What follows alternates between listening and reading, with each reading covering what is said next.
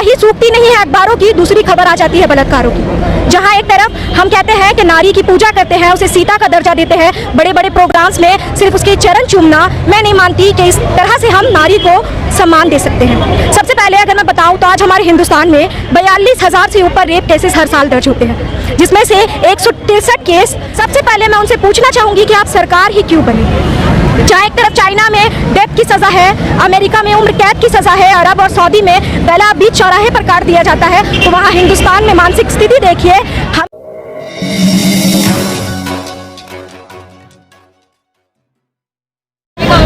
जी आप बताएं, जिस तरह से ये देखा जा रहा है कि यूपी जो है वहाँ की जो सरकार है हमेशा फेल नज़र आती हुई दिख रही है, और जिस तरह से मनीषा को जिस तरह से उनका अस्मत की गई और उसके बाद जो उनकी ज़बान काट ली गई, रीढ़ की हड्डियाँ तोड़ दी गई, इसके बारे में आप क्या बोलना चाहेंगे? आप भी एक महिला बताएं। जी, सबसे पहले JKB न्यूज़ का धन्यवाद करना चाहूँगी कि वो अपने माध्यम से ऐसे इश्यूज़ पर आवाज़ उठा रहे हैं जिन पर आवाज़ उठाना आज लाजिम है। आज हमारे देश में मुद्दा बन गया है रेप। एक खबर अगर आम लफ्ज़ों में कहूँ तो स्याही सूखती नहीं है अखबारों की, दूसरी खबर आ जाती है बलात्कारों की। जहाँ एक तरफ हम कहते हैं कि नारी की पूजा करते हैं, उसे सीता का दर्जा देते हैं, बड़े बड़े प्रोग्राम्स में सिर्फ उसके चरण चूमना, मैं नहीं मानती कि इस तरह से हम नारी को सम्मान दे सकते हैं। सबसे पहले अगर मैं बताऊं तो आज हमारे हिंदुस्तान में 42,000 से ऊपर रेप केसेस हर साल दर्ज होते हैं, जिसमें से 163 केस जो होते हैं वो वायलेंस के होते हैं, और उसमें से 3,432 केसेस जो होते हैं वो रेप के होते हैं। और अगर सीधे कहूँ तो हर 2 घंटे में एक रेप केस हमारे हिंदुस्तान में आता है। और अगर कहूँ तो UP is a city of crime. आज क्रिमिनल्स का सिटी बन चुका है यूपी। एक तरफ जहां यूपी के लोग लड़कियों का बलात्कार कर रहे हैं, वहीं दूसरी तरफ वहां की सरकार सिस्टम का बलात्कार कर रही है। आज हमारी CM की जिम्मेदारी थी, वो कहते हैं कि लड़कियों को रोकना पड़ेगा और उन लोगों को बाहर निकलने से रोका जाएगा क्योंकि अब बलात्कार को रोकने का कोई तरीका नहीं बचा। तो सबसे पहले मैं उनसे पूछना चाहूँगी कि आप सरकार ही क्यों बनी? जहाँ एक तरफ चाइना में डेथ की सज़ा है, अमेरिका में उम्र कैद की सज़ा है, अरब और सऊदी में गला बीच चौराहे पर काट दिया जाता है, तो वहाँ हिंदुस्तान में मानसिक स्थिति देखिए। हम क्या करते हैं? सिर्फ कैंडल्स जलाते हैं। कैंडल्स जलाने से रेप कम नहीं होगा। अगर आप मेरी बात पर गौर करें तो जितना हम कैंडल्स जला रहे हैं ना, जितना हम प्रोटेस्ट कर रहे हैं, दिन ब दिन रेप उतना बढ़ता जा रहा है। यहाँ हम मनीषा के गम से उभरे नहीं थे कि आजमगढ़ का एक और किस्सा हमारे सामने आ गया। कैंडल्स जलाने से क्या होता है ना, मैं सीधे लफ्जों में कहूँ, कैंडल्स की बिक्री ज़्यादा हो जाती है और कुछ नहीं होता। हम कैंडल्स जलाते हैं, आरोपी के पास अगर पैसा है, पावर है, तो वो सोचता है मैं तो निकल ही जाऊंगा। और हमारे समाज में हम कहते हैं, हमारे समाज में राष्ट्र निर्माण के लिए सबसे पहला मुद्दा जो होता है ना, सबसे पहली नींव वो होता है न्याय। मेरे विचारों में न्याय को इतना कम खर्चीला और इतना कम समय लेने वाला होना चाहिए कि उसकी पहुंच वर्ग के हर क्षेत्र में हो। जहां हम कठुआ का केस देखें तो वहां हम लोगों ने तिरंगा मार्च किया था, क्या फायदा हुआ? हमने उन्नाव में वो लड़की चीख चीख कर कह रही थी कि मेरे परिवार को खतरा है, मगर सरकार ने उसे एक सिक्योरिटी नहीं दी। मगर कंगना रनावत, कंगना जो देख रही है पॉलिटिक्स में अपना अंगना, उसको Y+ सिक्योरिटी हमारी सरकार देती है सिर्फ इसलिए क्योंकि उसने बम्बई को पाकिस्तान कहा था। और अगर मैं कहूँ तो हम कहते हैं कि कानून के पास जाना चाहिए और अदालत रेप पर फैसला करेगी, लेकिन जब हम किसी का मॉब लिंचिंग करते हैं मांस के नाम पर, गाय गोश्त के नाम पर, तब फैसला आप क्यों लेते हैं? तब आप इस चीज़ को अदालत के ऊपर क्यों नहीं छोड़ देते कि इस पर भी अदालत फैसला करेगी? जब आप एक ग्रुप बनाकर एक निहत्थे को मार सकते हैं तो मैं मानती हूँ आपके अंदर इतनी पावर होनी चाहिए कि आप उसी तरह एक रास्ते में प्रशासन और पुलिस की निगरानी में एक रेपिस्ट को भी मार सके।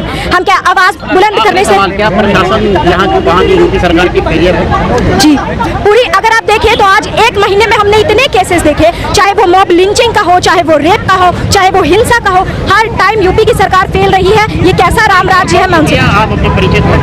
जी, मेरा नाम आफरीन अंसारी है, से हूँ एक सोशल एक्टिविस्ट और BA पॉलिटिकल साइंस में ऑनर्स करें। जी, हमारे साथ एडवोकेट साहब भी हैं।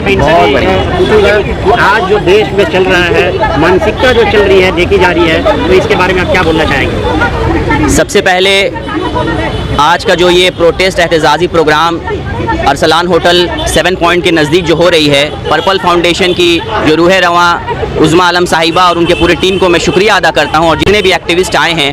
पहले मैं इस सरकार से, यूपी सरकार से, किसी शायर ने बहुत खूब तो कहा था, एक शायरी ज़रूर बोलना चाहूँगा कि तू इधर उधर की ना बात कर, ये बता के काफिला क्यों लुटा, मुझे रहजनों से गिला नहीं, तेरी रहबरी पे सवाल है।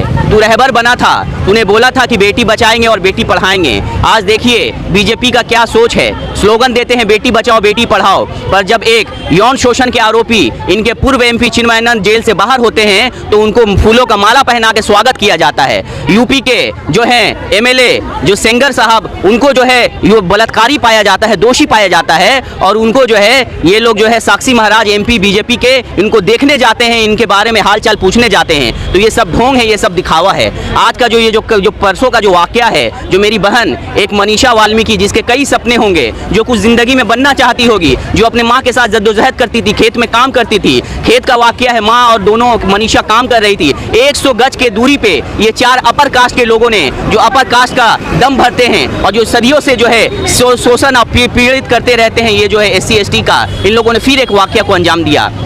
4 अपर कास्ट के लोगों ने उसको दुपट्टा से टानते हुए इतनी बर्बरता से उसको ले गए, उसके साथ गैंग रेप किया, उसकी जबान काट ली गई और उसके हड्डी को, स्पाइनल कॉर्ड को तोड़ दिया गया। और अब बताइए, उसको जो है एक लोकल वार्ड में रखा गया।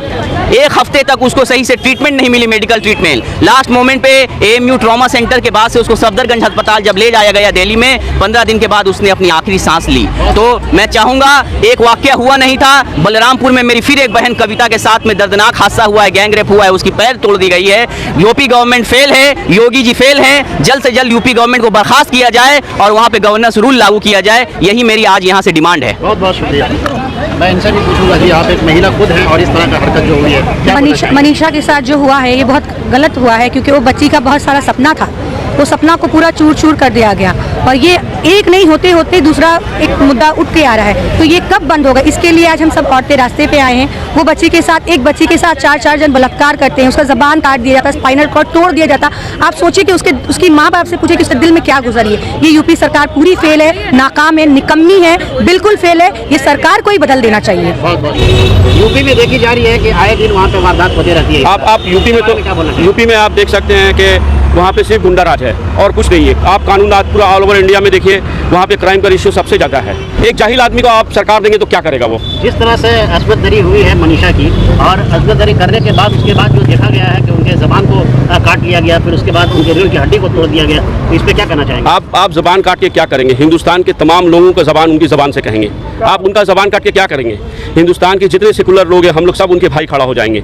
हर नाके पे, हर चौक पे उनका भाई नजर आएगा, उनकी बहन नजर आएंगी। कितने के जबान काटेंगे? आप काटिए, आप जुल्म कीजिए, आपका ऊपर फैसला आसमानों से उतरेगा इंशाल्लाह। एज ए स्टूडेंट मेरा 3rd ईयर चल रहा है और अब हम आगे ज़िंदगी में बढ़ेंगे। हम ज़िंदगी में कम तो नहीं होंगे, हम डर के घर पे बैठ तो नहीं सकते। क्यों? क्योंकि रेपिस्ट बाहर घूम रहा है। रेपिस्ट बाहर घूम रहा है तो क्यों घूम रहा है? क्यों? क्योंकि हमारा गवर्नमेंट कुछ नहीं कर रहा है उसके लिए। हमारा गवर्नमेंट को कुछ ना कुछ ऐसा ज़रूर करना चाहिए ताकि वो जो रेप विक्टिम्स है वो डर जाए, और जो रेपिस्ट है उन लोगों के दिमाग से ये सारा ख्याल निकल जाए। मनीषा के बॉडी के साथ जो हुआ वो क्या सही था? क्यों? क्योंकि वो दलित थी इसलिए? बिल्कुल नहीं। हम इसलिए यहाँ आए हैं, not because I am a Muslim, not because for Dalit, but because I am an Indian. और उस लड़की के साथ जो भी हुआ है वो सिर्फ और सिर्फ गलत ही हुआ है। And I really hope and pray कि मनीषा को जस्टिस मिले। Thank you.